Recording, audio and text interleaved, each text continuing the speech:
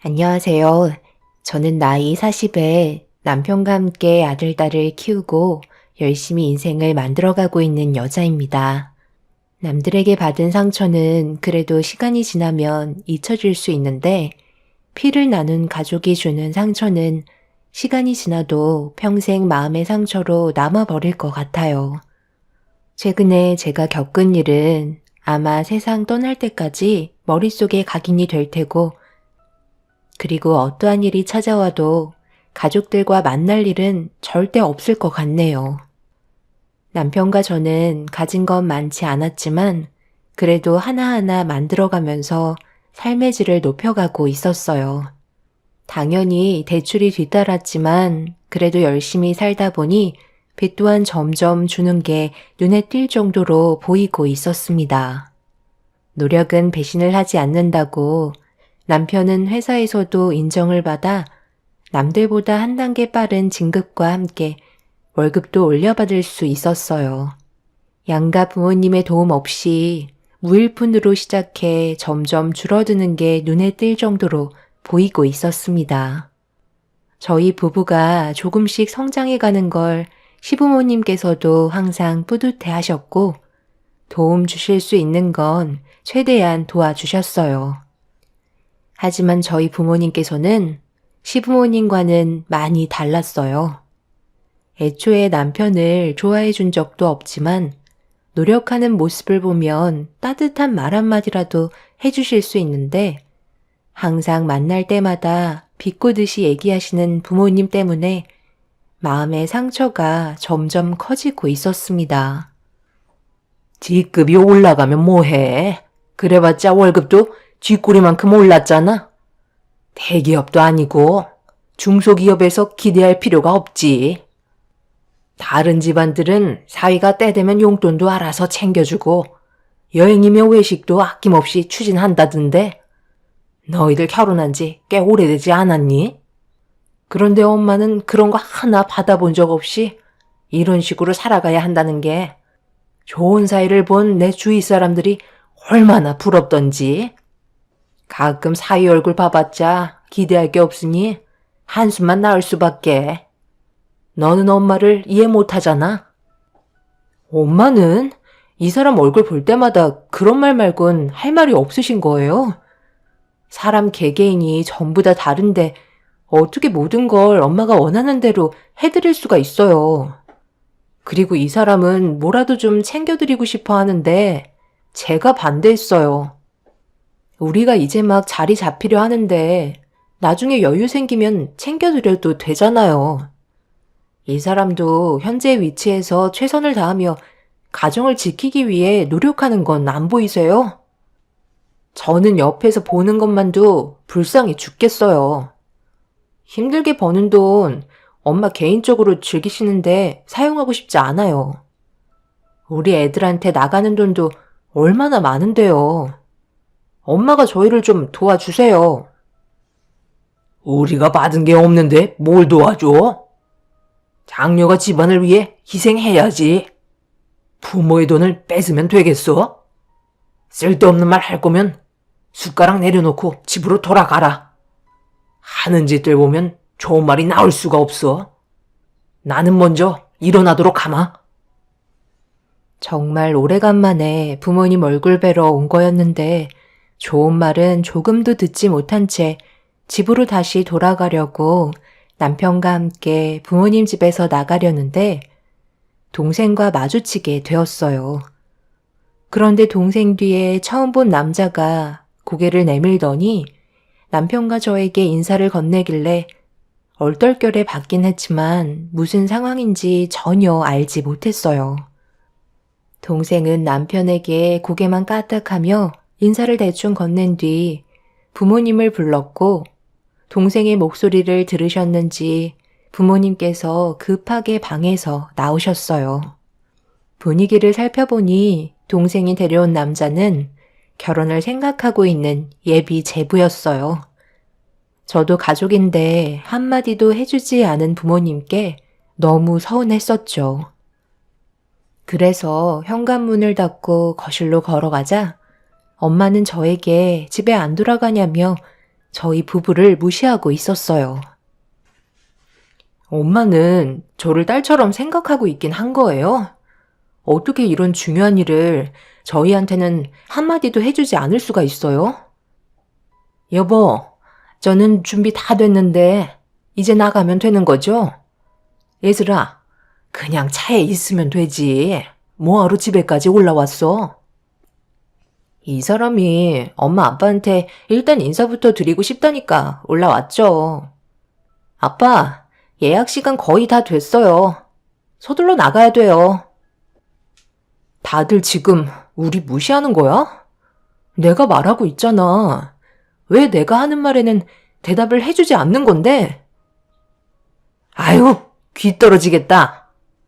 왜 이렇게 시끄럽니? 너희들도 볼 일 다 끝났잖아. 그럼 집으로 돌아가면 되는 거지. 뭘 사사건건 전부 다 참견하려 드는 거야? 오늘 박서방 인사 온다고 해서 밖에서 외식하기로 했다. 너희들은 밥 먹었잖아. 그리고 딱히 부를 일 없을 것 같아서 얘기 안 한 것뿐인데 잘못된 거라도 있는 거니? 우리 이제 나가봐야 하니까 너희들도 어서 돌아가.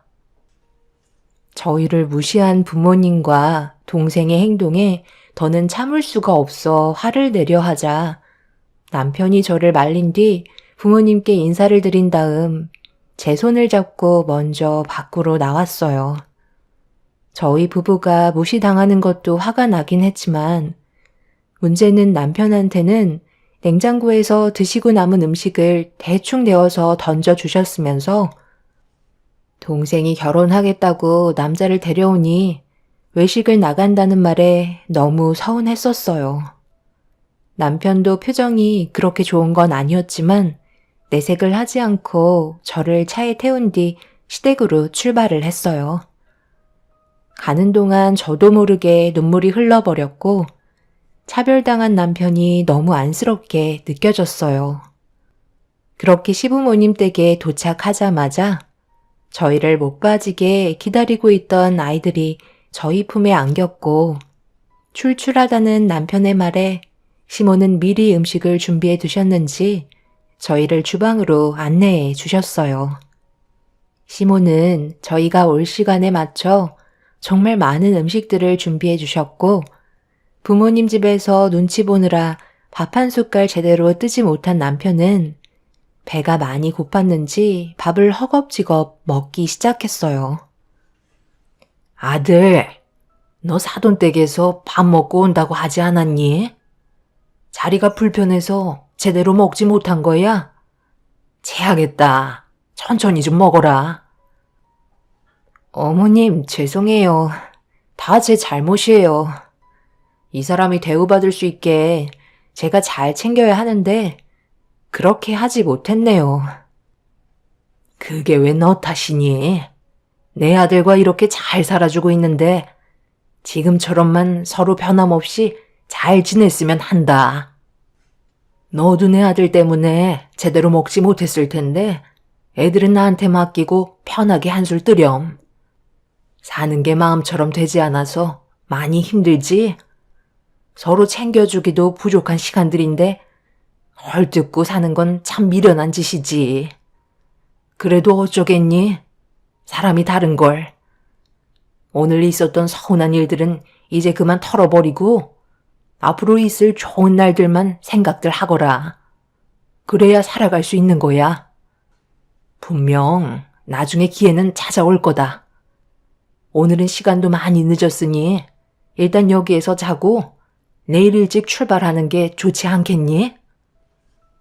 저희 부모님과 다르게 시모는 언제나 한결같은 모습으로 저희 부부에게 좋은 말을 아끼지 않으셨어요. 그러다 보니 오히려 제가 고개를 들지 못할 정도로 죄송스러웠습니다. 솔직히 시모의 속이 얼마나 타들어가겠어요. 하나뿐인 아들이 사위 대접 하나 제대로 받지 못해서 눈칫밥만 먹고 있으니 시모는 마음속으로 오열하고 계셨을 것 같아 너무 괴로웠었네요. 저희 부부는 시모가 차려주신 밥을 급하게 비운 뒤 서로가 너무 피곤했기에 그날은 시댁에서 한숨 잔 뒤 아침 일찍 집에 들어가기로 결정하게 되었습니다. 긴장이 많이 풀린 남편은 곧바로 쓰러져 잠이 들었지만 저는 쉽게 눈을 감지 못했어요. 남편을 데리고 처음으로 저희 집에 인사를 드리러 갔을 때부터 부모님께서 남편을 보며 던졌던 첫 마디는 가지고 있는 재산이 얼마나 많은지 물어보셨고, 마음속으로 기준을 정해 놓으셨던 부모님께서 개인적으로 모아둔 돈이 얼마 없다는 말을 꺼내자 그 자리에서 결혼을 반대하셨죠. 그때까지만 해도 제가 고생할까봐 그게 걱정이 돼서 그러시는 줄 알았어요.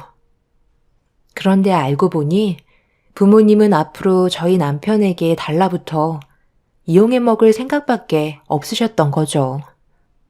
처음 보는 자리에서 남편에게 능력 없는 남자는 받아줄 수 없다고, 무조건 원하시는 조건을 맞춰줄 수 있는 사위를 원한다고 못을 박으셨었어요. 하지만 그렇게 되지 않자 부모님께서 처음으로 인사드렸을 때부터 단 한 번도 좋은 말씀 해주신 적이 없으셨네요. 그래도 침대에서 코골며 자고 있던 남편은 저희 부모님 사랑 한번 받아보겠다고 온갖 노력을 기울였지만 10년간 사위로 지낸 남편은 아무것도 얻지 못했어요. 분명 서운할 법도 한데 단 한 번도 불평불만하지 않고 깊은 잠에 빠져있는 남편을 한참 동안 바라본 뒤 저도 잠을 청하게 되었고, 다음날 아침에 시모가 차려주신 아침밥을 애들과 함께 간단하게 먹고 집으로 돌아왔네요. 그런데 아침 일찍부터 동생한테 전화가 와서 저도 한마디 해야 할 것 같아 전화를 받았어요. 전날에는 나의 무시를 하더니 아침 일찍부터 전화한 이유가 뭐야? 나한테 좋은 말 듣지 못할 거 알고 있을 텐데. 언니 잔소리 들으려고 전화한 거 아니야. 어제 아빠 엄마한테 결혼 허락 받았어. 곧 상견례 할 거고 결혼식 날짜도 서둘러 잡을 거야. 그래서 무슨 말이 듣고 싶은 건데? 자리를 채워달라는 거니? 나를 투명인간 취급하더니 필요할 때는 이용하겠다는 거야? 엄마가 전화하겠다는 거 괜히 또 이상한 말씀 하실까봐 내가 좋게 끝내겠다고 먼저 얘기한 거야. 그러니까 쓸데없는 생각 말고 내가 하라는 대로 군말하지 말고 따라줘. 가뜩이나 엄마가 언니랑 형부 안 좋게 생각하는 거 알고 있으면 최대한 도움을 줘야 그나마 본전은 할 수 있는 거라고. 나랑 결혼할 그 사람 집안이 재력이 좋아서 이번 결혼 절대 미끄러지면 안 된다고 했는데, 만약 언니나 형부 때문에 문제가 생긴다면 감당되겠어? 그냥 토 달지 말고 일정 문자로 보낼 테니까 시간 맞춰서 나오도록 해. 그래야 조금이라도 점수 얻을 수 있을 거 아니야. 내 말 무슨 뜻인지 알지? 부모님은 벌써 동생의 결혼을 이미 허락한 상태였어요. 그리고 잠시 뒤 상견례 일정과 함께 주소가 적힌 문자가 도착했어요. 아침부터 정말 어이가 없었고 동생과 나눴던 대화를 남편에게 알려주게 되었죠. 남편은 별말 없이 당연히 가야 된다고 얘기했지만 솔직히 저는 가고 싶지 않았는데, 그렇게 되면 저희 부모님께서 남편을 더 안 좋게 보실까봐 더는 군말하지 않고 상견례 일정 날 남편과 함께 참석하게 되었고, 그래도 중요한 날인 만큼 저희 부부에게 크게 거슬리는 행동은 하지 않으셨어요. 그렇게 상견례 이후 동생은 결혼까지 이어지게 되었고, 제부가 들어오고 나서부터 엄마는 전혀 다른 사람의 모습을 보여주고 있었어요. 그리고 제부가 정식으로 저희 집안 식구가 된 이후 처음으로 모두가 함께 모여 식사하는 자리가 마련되었는데, 그동안 엄마라고 생각하면서 그래도 참고 지냈던 제 삶이 한순간에 무너지는 날이 되어 버렸습니다. 장모님, 이번에 저희가 그동안 정말 열심히 살아왔었잖아요. 악착같이 모아서 노력하니 좋은 결과도 뒤따라 오더라고요. 10년 만에 국민 평수인 34평의 전세로 이사를 갈 수 있게 되었어요. 제일 처음 알려드리는 거니 축하한다는 말 한마디만 해주세요. 꼴랑 34평 가지고 자네는 지금 축하해달라는 말이 나오나? 매매도 아닌 천세면서 너희들 나이면 누구나 살고 있는 집 아니니? 엄마는 왜 그렇게 얘기하세요? 저희가 어떻게 살아왔는지 전부 다 보고 계셨잖아요.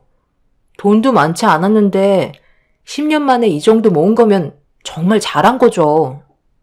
그냥 따뜻한 한마디 해주시고 앞으로 더 잘할 거라는 응원의 한마디 해주시면 되는 거 아닌가요? 그 한마디 하는 게 그렇게 힘든 것도 아닌데 모두가 모여있는 이런 자리에서 꼭 서운한 말을 꺼내셔야겠어요? 얘는 틀린 말 한 것도 아닌데 평소답지 않게 왜 이렇게 예민하게 구는 거야? 집안 분위기 망치지 말고 조용히 밥이나 먹어. 어쩜 너는 성격이 조금도 편하지가 않는 거야? 한동안 입 다물고 있길래 살만 했더니만 이제 또 시작이지? 내가 이런 말까진 안 하려 했는데 34평 전세로 들어간다는 게 솔직히 자랑은 아니잖아? 내 집 마련이 되지 않은 건데 당연히 좋은 말은 나가지 않는 거지. 막내 사이는 우리 집안에 들어올 때 뭘 해왔는지 아니? 내 막내딸 하나 보고 사위가 가지고 있는 명의의 청담 빌라 서류를 들고 왔다. 내 거라며 건네주는데 지금 34평 전세에 들어갈 수 있게 됐다고 말하면 내가 좋은 말이 나갈 것 같니? 지금 이 식사 자리가 누굴 위해 준비한 건데 눈치도 없이 와서 숟가락 얹었으면 더 이상 시끄럽게 하지 말고 밥만 먹고 서둘러 돌아가도록 해.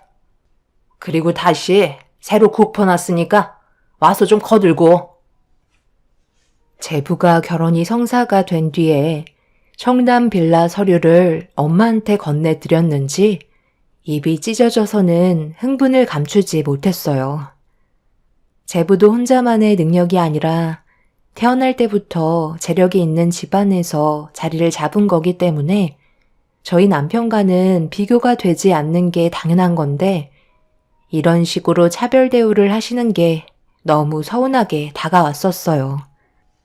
엄마는 퍼놓은 국그릇을 나눠주라며 저에게 지시를 내렸고 불만 섞인 표정으로 자리에서 일어나 차례대로 밥그릇 옆에 놓아주고 있는데 순간적으로 엄마의 충격적인 행동이 제 눈에 전부 담기게 되었고 경악을 하며 엄마에게 소리를 지르고 말았습니다. 남편 앞에 국그릇을 놔두자 한술 뜨려 하던 찰나 엄마는 국그릇이 바뀌었다면서 갑자기 한쪽 모서리에 걸려있던 파리채로 먹지 말라며 남편의 입을 내려치셨어요. 생각지도 못한 장면이라 비명을 지르며 고통스러워하는 남편의 입을 살펴보니 벌에 쏘인 것처럼 퉁퉁 부어서는 눈시울까지 붉어져 있었어요. 결국 돌이킬 수 없는 싸움이 시작된 계기였네요. 엄마는 우리 남편이 음식 하나 먹는 것도 꼴보기 싫으셨던 거죠? 그래도 그렇지 모두가 함께 모여있는 이 자리에서 어떻게 파리채로 이 사람 입을 내려칠 수 있는 거야? 이 시간 이후로 앞으로는 엄마 딸로 살아가지 않을 거야. 여보, 지금 그만 일어나. 앞으로 우리 없이 떵떵거리며 잘 사시겠지. 나는 정말 이렇게는 더 이상 함께 살고 싶지 않아.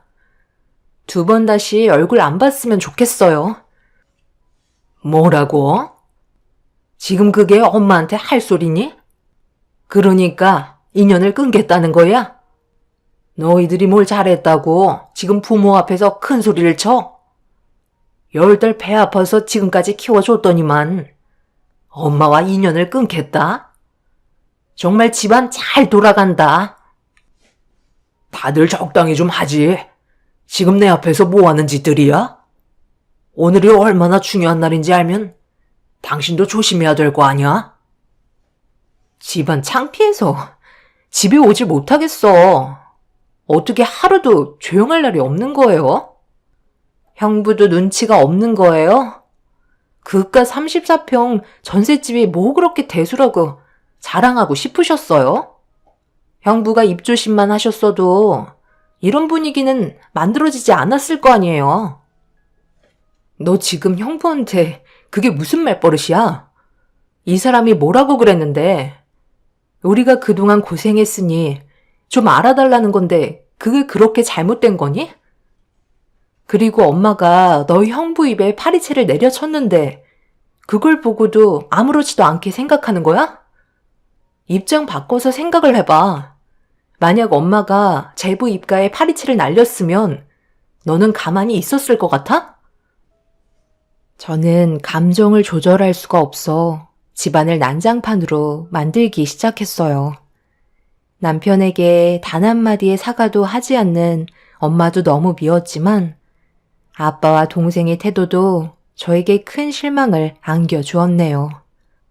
결국 제 앞에 놓여있는 솜가방을 쏟아 부으면서 친정집을 초토화시켰고 바닥에 떨어진 물건을 주워들은 엄마는 사색이 된 얼굴로 남편을 아무 말 없이 쳐다보며 손에 들고 있던 물건에 대해 설명해 주길 원했어요.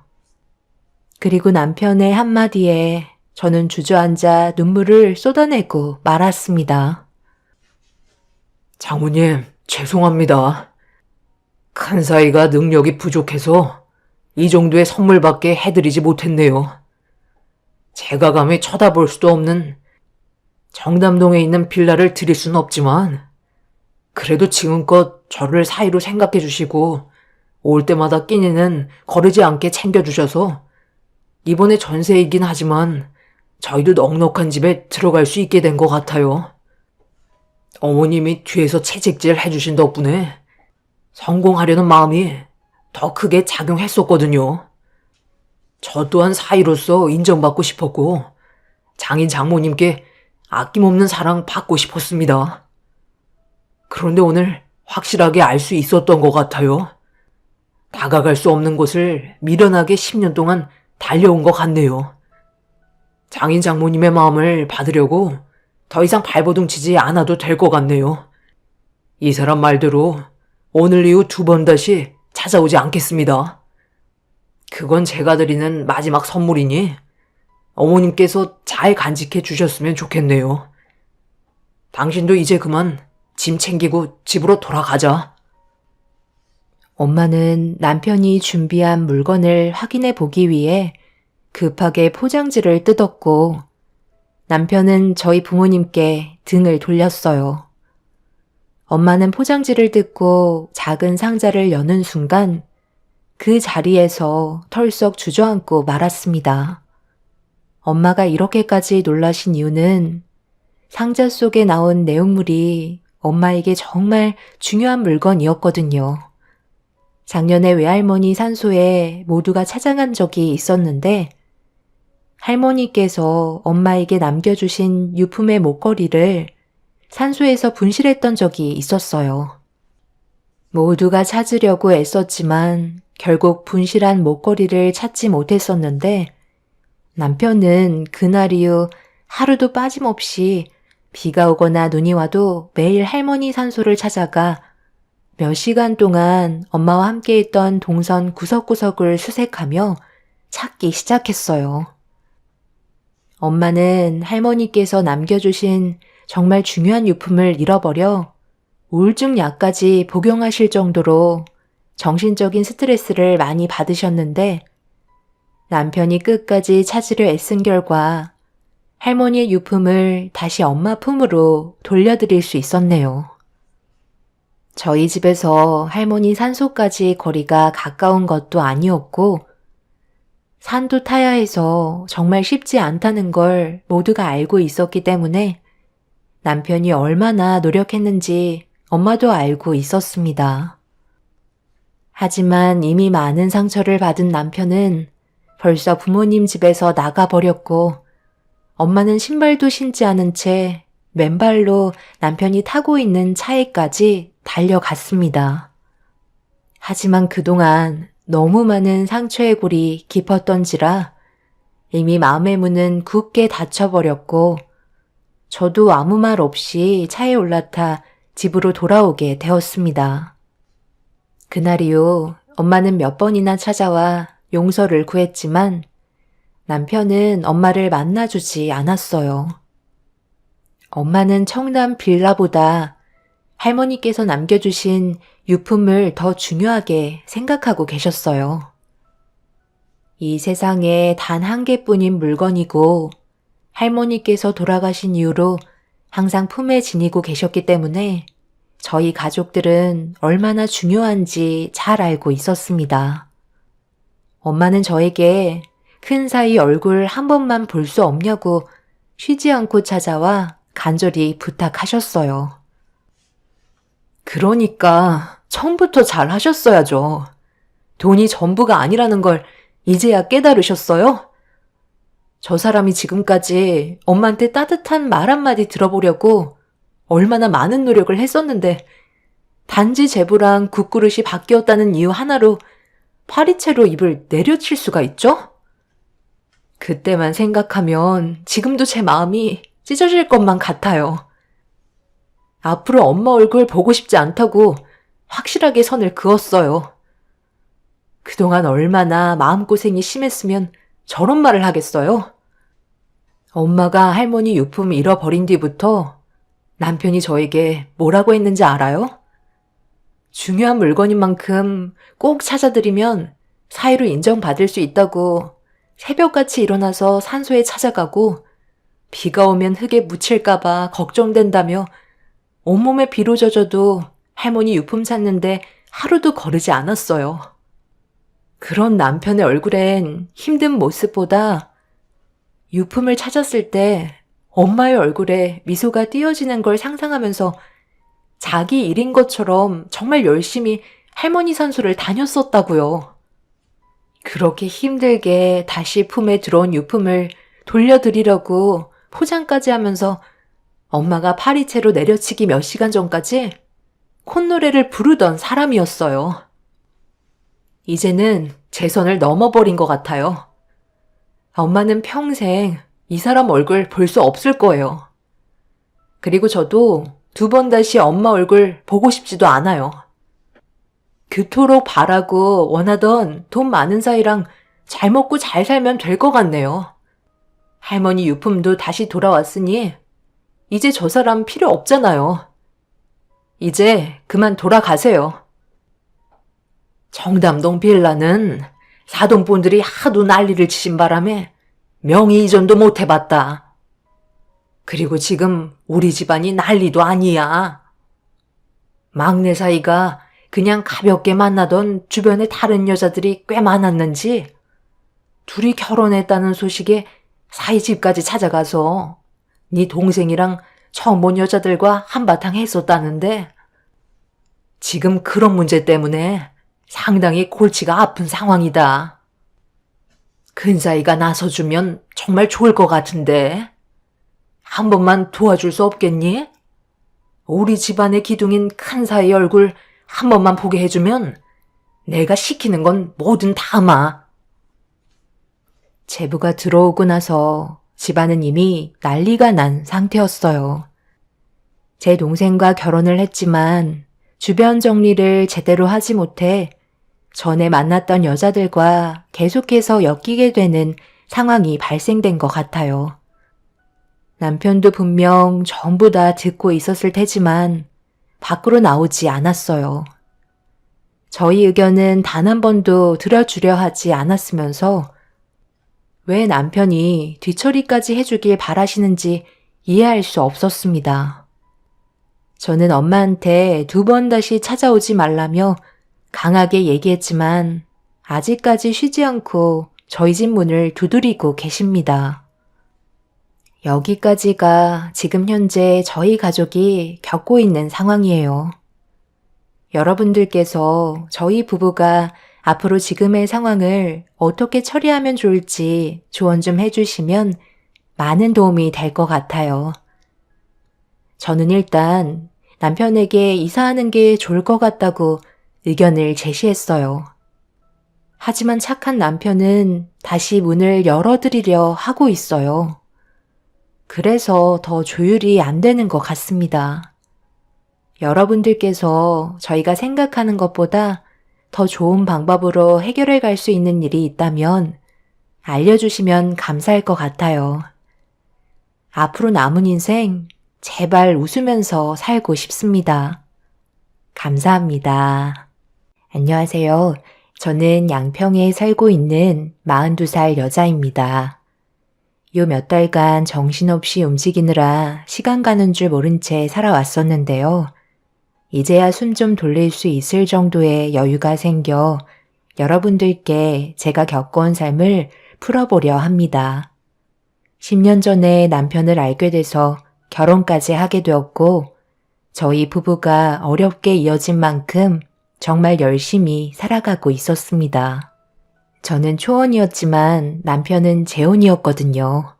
그리고 남자아이가 하나 있었는데 몸이 아픈 아이였어요. 그래서 저희 부모님이 심각하게 반대를 하셨죠.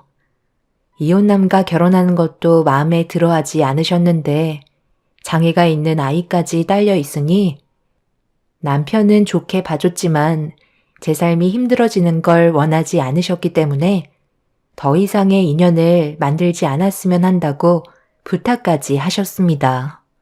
하지만 저는 이미 부모님께 결혼하겠다는 말을 꺼내기 전부터 아이와의 관계가 형성이 되어 있어서 크게 문제 삼지 않았었어요. 그리고 모든 걸 감수할 정도로 남편을 사랑하고 있었죠.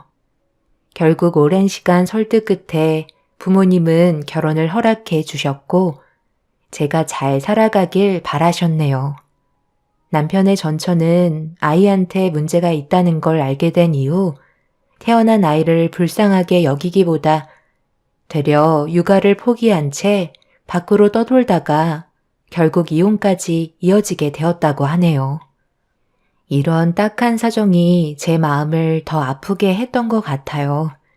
다른 사람들은 남편을 선택한 저를 이상하게 생각하실지 모르시겠지만 남편을 진심으로 사랑하기 때문에 모든 걸 감수할 수 있을 정도로 저는 마음에 준비가 되어 있었어요.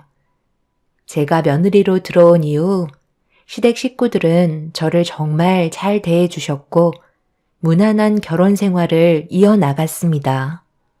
시댁 식구들도 아이를 돌봐주는데 두 손 놓지 않고 도와줬기 때문에 크게 무리될 건 없었습니다. 그런데 어느 날부터 시댁 식구들은 조금씩 저에게 많은 걸 바라셨어요. 당연히 아이가 저와 제일 많이 붙어 있는 시간이 많으니 서로가 적응이 된 만큼 시댁 식구들의 소홀함은 그럴 수도 있을 거라 생각했었는데 제가 급한 볼일이 있어서 아이 돌보는 걸 부탁하려 해도 전화를 받지 않았습니다.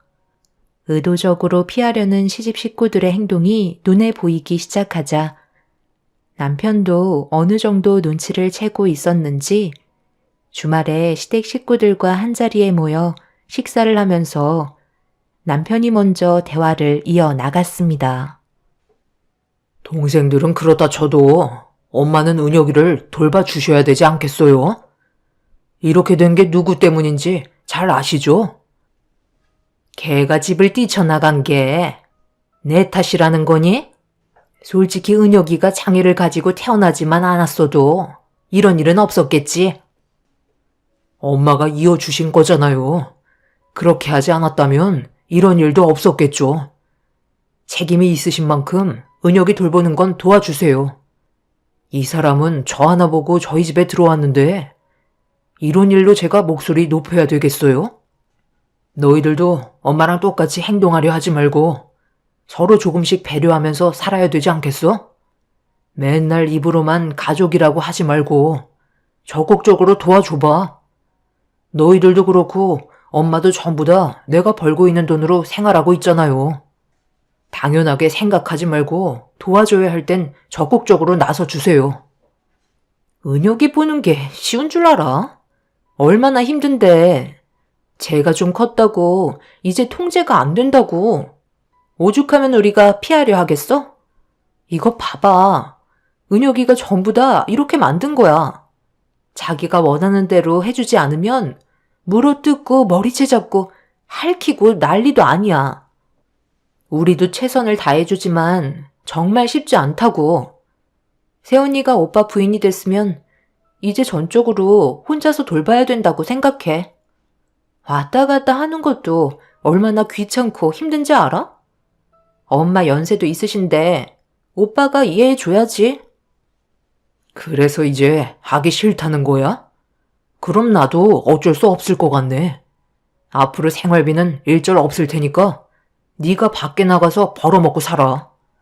그래야 형평성이 맞지. 네가 한 달에 쓰는 돈이 얼마인지 알기나 해? 남들 밖에서 뼈 빠지게 일하고 받는 평균 월급보다 더 많이 쓰고 있잖아. 엄마도 사고 싶은 거 먹고 싶은 거 물 쓰듯이 쓰면서 잠깐씩 돌봐주는 게 그렇게 하기 싫으면 카드 다 막아버리고 땡전 한 푼 드리지 않을 테니 잘 생각해보고 판단하세요. 누가 더 잃을 게 많겠어요? 그럼 그냥 같이 살던지. 너희 집까지 왔다 갔다 하는 게 얼마나 불편한지 아니? 돈도 많이 벌면서 따로 살 필요가 뭐가 있어? 우리 가족 전부 함께 살 수 있는 주택 하나 지으면 상황에 맞게 대처를 할 수 있잖아. 세아가 너는 어떻게 생각하니? 처음 남편과 결혼을 하기 위해 인사드리러 갔을 때 시모는 아이 돌보는 걸 부담 주지 않겠다며 최대한 설득시켜 결혼까지 이어질 수 있게 만들어 놓고 불과 몇 달 만에 시댁 식구들의 변한 태도에 저도 많이 당황스러웠었죠. 하지만 그것도 오래가지 못했어요. 시댁 식구들은 남편이 사업으로 버는 돈으로 생활비를 쓰고 있어서 부족함 없이 사용하고 있었기 때문에 돈줄을 끊겠다는 남편의 한마디에 시댁 식구들은 꼬리를 내리고 말았습니다. 당연히 제가 아이한테 새엄마라 더 많은 시간을 보내는 건 당연하지만 급한 볼일이 있어서 도와달라고 부탁을 하려면 꼭 다른 이유를 대셨어요. 그렇게 되니 저도 기분이 좋지는 않았었죠. 남편의 아들은 정신질환 장애가 있어서 다른 애들과는 많이 달랐어요. 그래서 어린이집 보내는 것도 쉽지 않았습니다. 워낙 사고를 많이 쳐서 함께 생활하는 게 어린이집 선생님들 또한 두 손 두 발 드셨고 갑작스런 돌발 행동이 아이들에게까지 안 좋은 영향을 주게 되자 어린이집에서 거부하는 상황까지 이어지게 되었네요. 그렇게 되다 보니 결국 집에서 아이를 돌봐야만 했고 제가 희생해야 될 부분도 더욱더 많아졌었죠. 당연히 함께 있는 시간이 많아질수록 아이를 돌보는 건 정말 쉽지 않았어요. 도저히 알 수 없는 성격인 만큼 어떤 일이 벌어질지 모르기 때문에 항상 긴장의 끈을 놓지 않고 있어야 사고를 대비할 수 있었습니다. 남편과 연애할 때 잠깐씩 얼굴 보는 거와 다르게 결혼 생활은 너무나 달랐고 상당한 시간이 필요했었어요. 그렇게 서로 잘 맞춰가면서 남편이 중간 역할도 잘해준 덕분에 시댁 식구들은 지속적으로 저에게 도움을 주었습니다. 그런데 이런 생활이 반복되자 쌓이는 불만들은 점점 커지게 되었고 시모의 감정은 터지고 말았네요. 내가 저번에도 얘기했었지만 함께 모여 사는 게 제일 좋은 방법이라니까. 이거 너무 불편해서 생활을 못하겠다. 잠깐 은혁이 돌봐주기 위해 버스 타고 왔다 갔다 하는 게 얼마나 힘든지 알고 있니? 매번 이런 식이니까 당연히 스트레스가 뒤따라 오는 거잖아. 말 나온 김에 서둘러 모두가 함께 모여서 살 수 있는 집을 좀 구하던지 건물을 올리든지 하면 좋겠는데. 저도 이 사람이랑 얘기 안 해본 거 아니에요. 그런데 지금 하는 일도 바쁜데 함께 살면 더 많은 일을 시키실 수도 있잖아요. 서로 도와가면서 하는 거지. 세아가 너는 어떻게 생각하니? 함께 지내는 게 모두에게 이득이 되지 않겠어? 우리가 언제까지 세원이 스케줄에 맞춰서 움직일 수는 없는 거잖아. 저희도 생활이 있는데 정말 많이 희생하고 있는 거라고요.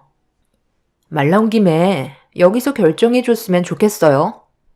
은혁이를 위해서라도 모두가 함께 지내는 게 불화를 만들지 않고 좋은 관계를 유지할 수 있는 방법이라고요.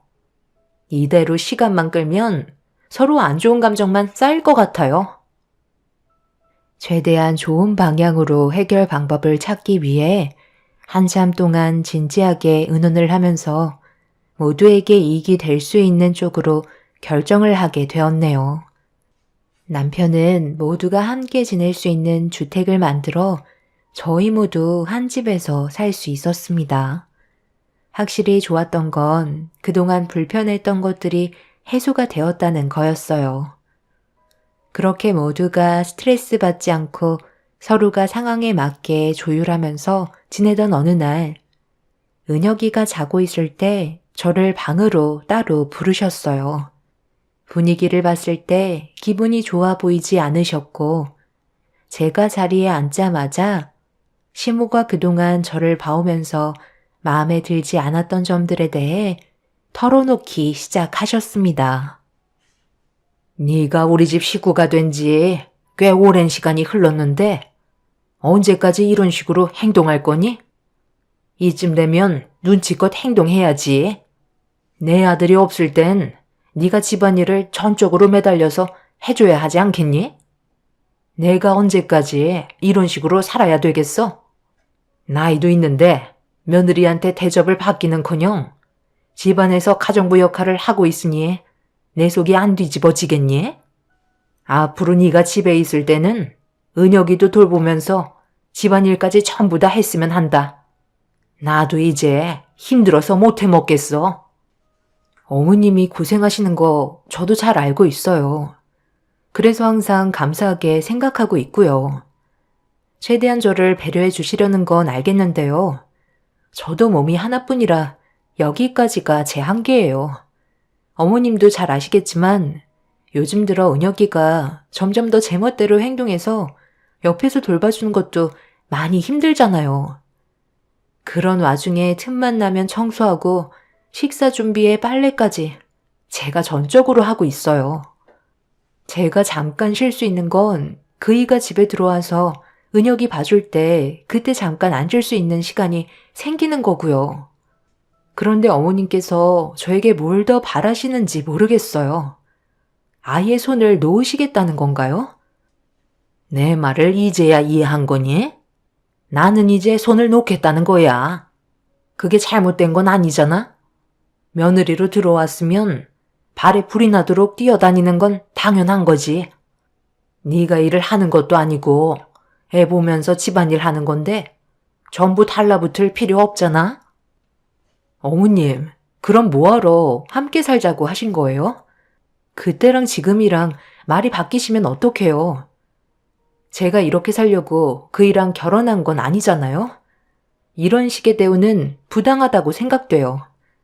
저 혼자 모든 걸 감당할 수 없으니까 어머님이랑 아가씨들이 도와주실 수 있는 건 해주셨으면 좋겠어요. 그래야 저도 버틸 수 있을 것 같네요. 지금 제 모습을 잘 봐보세요. 여자이기를 포기한 사람처럼 살고 있잖아요. 이런 대화 나눌 시간에 집안일 하나라도 더 했을 것 같네요. 어머님이 힘드시다고 하셨으니까 청소기만 돌려주세요. 저는 밀린 빨래하러 가봐야 하거든요. 먼저 자리에서 일어나 보겠습니다. 너 지금 나한테 명령한 거니? 나보고 청소기를 돌리라고? 방금 내가 한 말 못 들었어? 앞으로 너 혼자 다 하라고 했잖아.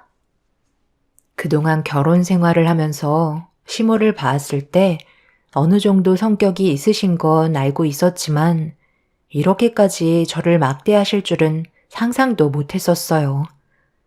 그동안 저에 대한 불만들을 입 밖으로 꺼내고 싶어 하셨지만 남편 때문에 참고 있었던 것 뿐이었네요. 시모의 진심을 듣게 된 저는 너무 큰 실망을 하게 되었고 소리치며 화를 내시는 모습은 제가 알던 시모가 아니었습니다. 집안이 떠나갈 정도로 목소리를 높이시는 바람에 은혁이가 잠에서 깨게 되면서 상황은 마무리가 되었지만 제 머릿속은 복잡해지기 시작했어요. 어떻게 하면 한 집에서 사는 동안 좋은 관계를 유지할 수 있을지 그게 제일 걱정이었습니다. 남편 하나 보고 모든 걸 희생하고 있는 저를 막대하신 시모가 너무 원망스러워 저 또한 서운함이 쌓이게 되었네요. 시모는 밖에서 볼일을 보고 들어온 아가씨들한테 좀 전에 있었던 일들에 대해 불만을 털어놓으면서 저에 대한 시선은 안 좋게 바뀌게 되었고 시댁 식구들은 남편이 있을 때와 없을 때의 변화는 감당하기가 힘들 만큼 저를 괴롭게 만들었어요. 한 공간에서 살다 보니 부딪히는 경우가 많아 지속적으로 마찰이 생겨서 결국 남편에게 시모와 아가씨들과의 갈등을 털어놨어요. 남편은 침착하게 제 말을 들어주었고 모두를 한자리에 모았습니다. 그리고 시모와 아가씨들의 불만들도 들어보게 되었죠. 설마 우리 보고 평생 동안 은혁이를 돌보라는 건 아니지? 그리고 집안일이야. 당연히 언니가 하는 건데 뭐가 문제인데? 그래, 나는 이 집안의 제일 큰 어른이고 나이도 먹을 만큼 먹었는데 대우도 못 받고 사는 게 말이 된다고 생각하니? 함께 지내는 동안 오히려 내 생활이 없어져서 요즘 스트레스가 아주 크게 달했다. 이러다 내가 먼저 알아놓을 것 같다고. 그래서 다들 원하는 게 뭔데? 너희들도 그렇고 엄마도 이제는 손가락 하나 까딱하지 않겠다는 거네요. 왜 또 그런 식으로 얘기하는 거야? 누가 그렇게까지 손을 놓고 있겠대? 그게 아니라 이제 비중을 줄이겠다는 거지. 그게 그거잖아요. 너희들도 엄마랑 같은 생각인 거지? 이 사람 혼자 뼈 빠지게 고생하는 건 생각 안 하고 자신이 힘든 것만 불만을 늘어놓고 있는 게 가족이 맞는 거야? 내가 이 집 지을 때 엄마랑 너희들한테 뭐라고 그랬어? 신중하게 결정한 만큼 전보다 더 많은 배려를 해줘야 한다고 분명 얘기했었는데 그때는 걱정하지 말라고 하더니만 이제는 이렇게 살기 싫다는 거지? 그럼 다 때려치우면 되겠네. 본인들이 누리는 건 생각도 안 하고 배만 불러서 이제는 하기 싫다? 그럼 인연 끊으면 되겠어. 나도 이런 분위기 만들고 싶지 않은데 이렇게 살 바엔 차라리 각자 흩어져서 사는 게 오히려 현명할 것 같네.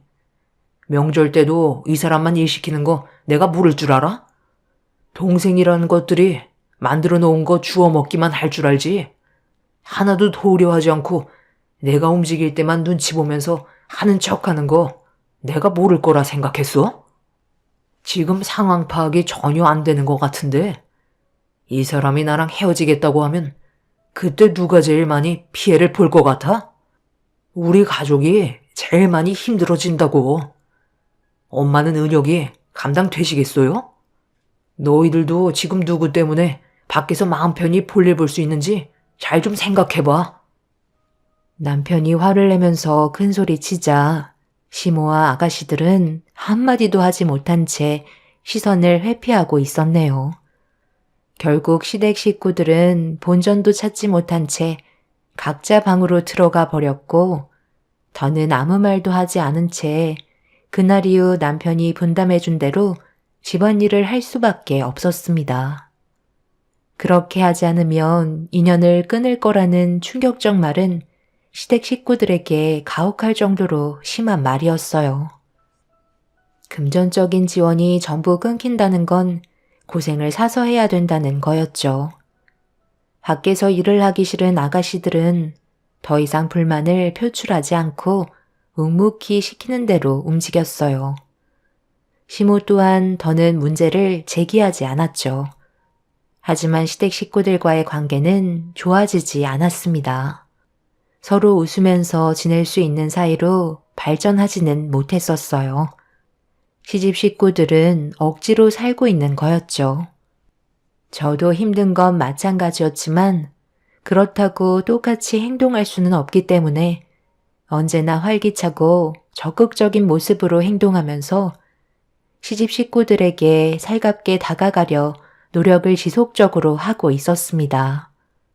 그렇게 주어진 환경에서 열심히 살아가던 도중 시모가 전화 한 통을 받았는데 핸드폰을 떨어뜨렸고 그 자리에 주저앉아 버렸어요.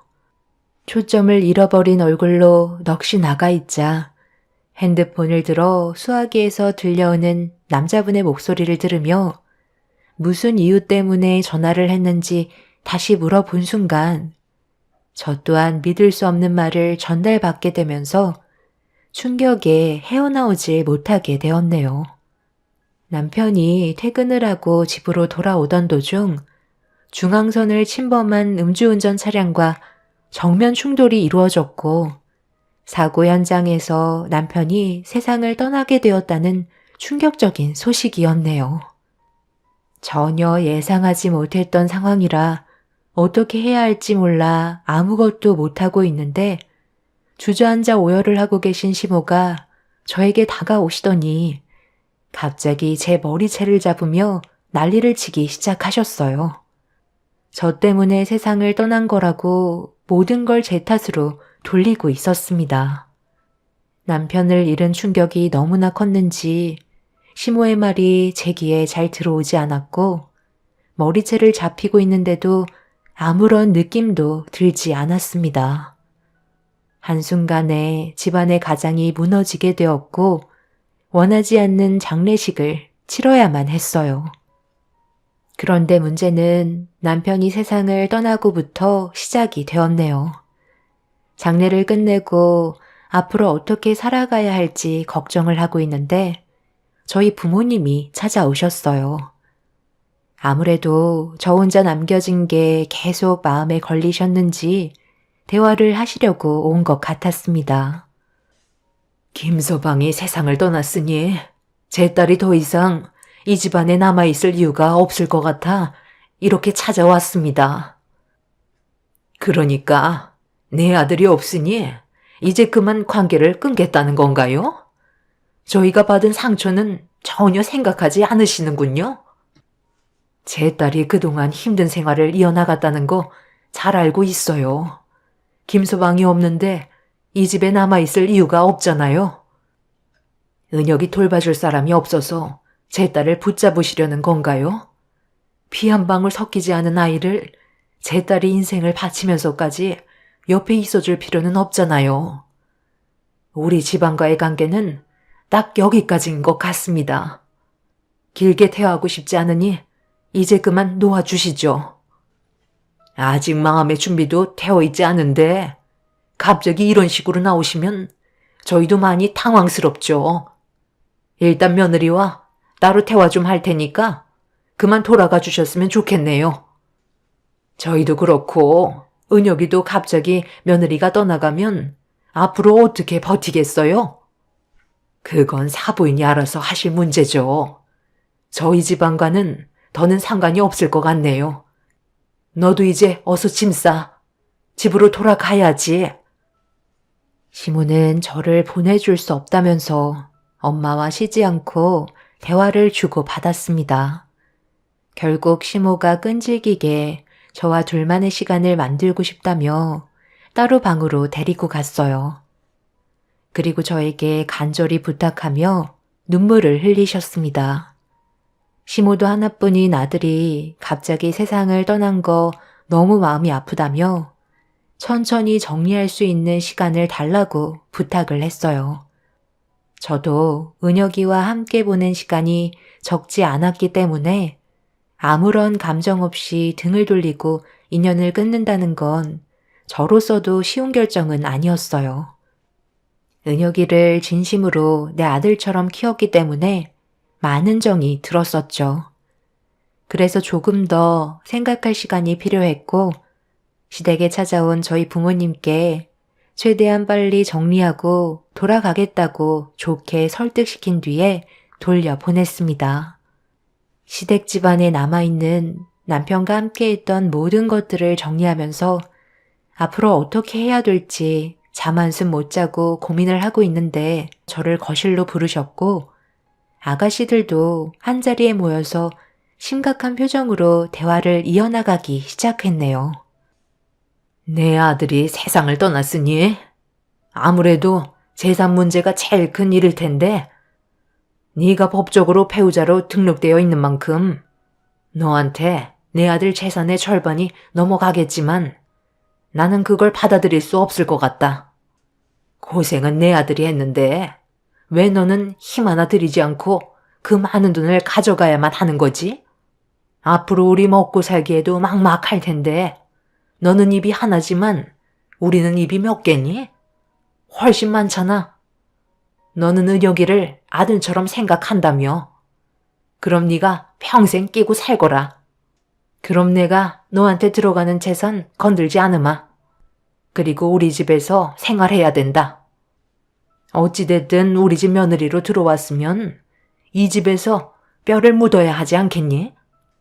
그렇게 하기 싫다면 너한테 넘겨질 재산 전부 다 토해내고 은혁이만 데려가는 걸로 해라. 어머님, 그건 너무 억지잖아요. 한마디로 그냥 이 집에서 어머님 수발 들면서 살라는 말인데 제가 지금 상황에서 왜 그렇게 해야 되죠? 왜 제 입장은 한 번도 생각해주지 않는 거예요? 저한테 부탁을 하셔도 모자랄 판에 억지를 부리시면 되겠어요? 시모는 무조건 시댁에서 살길 원했어요.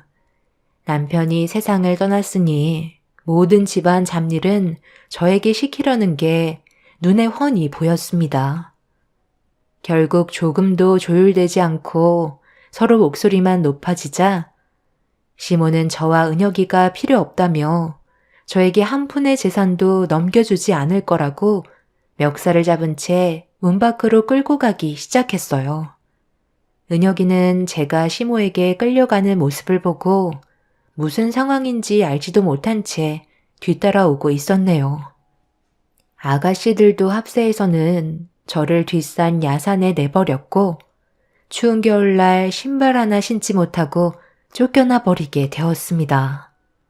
무슨 짓이냐고 고래고래 소리를 지르자 저보고 재산 한 푼 줄 수 없다며 은혁이와 함께 남편의 뒤를 따라가라는 충격적인 말을 꺼낸 뒤 아가씨들과 집으로 돌아갔습니다.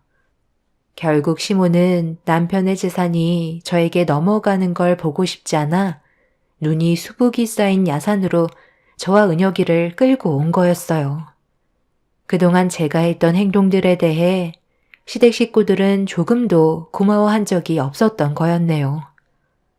일단 살고 봐야 할 것 같아 추위에 떨고 있는 아들과 함께 산에서 내려와 지나가는 차량에게 도움을 청한 뒤 경찰서로 향했어요. 저와 아들에게 했던 행동은 용서받지 못할 짓이었고 시집 식구들이 원하는 대로 두고 싶지 않았습니다. 그렇게 경찰서에 도착을 한 뒤에 일단 저희 부모님과 연락을 취한 다음 곧바로 시댁에 들어가지 않았어요. 저희도 어느 정도 법적인 조치를 취해야 할 것 같아 일단 친정으로 향했습니다. 부모님께서는 시댁 식구들이 저한테 했던 행동들에 대해 분노하셨고 도저히 용서해 줄 수 없는 행동이라고 분을 삭히지 못하셨어요.